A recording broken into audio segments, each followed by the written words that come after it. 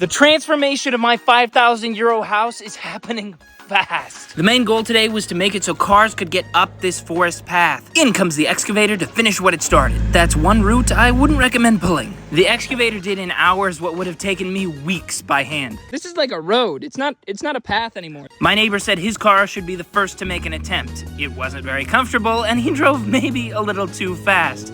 But it's better than walking. Okay, of course it made it, but now it's time for a regular car. No problem at all. Legenda. Okay, but what about my car? I don't think we'll make it, but we're gonna try. I've got to get some speed. Yeah, a lot of it. It's even steeper. We're almost there! You're gonna make it. We're gonna make it! Yeah! If the Yugo Florida can make it up here, anything can. We started cutting up the roots the excavator had left behind.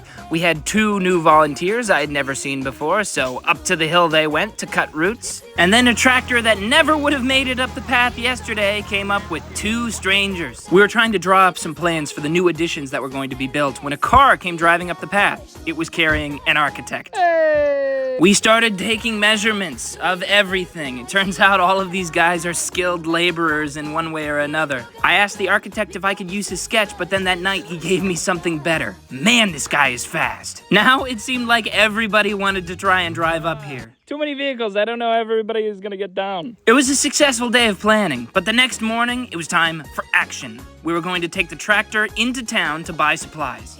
Okay, so this is my seat. Yep. Nice. Armed with the blueprints from the architect, we went to the hardware store and started loading up on everything we needed to build our first structure. I'm a man of many talents. We loaded up the first half and then we had a problem. It started to rain. We got the bags out before they got too wet. A little rain never hurt anybody. We got back in the tractor and drove about 45 minutes into the next town to fill up on the rest of the supplies. This will make the septic tank for what will be the bathroom.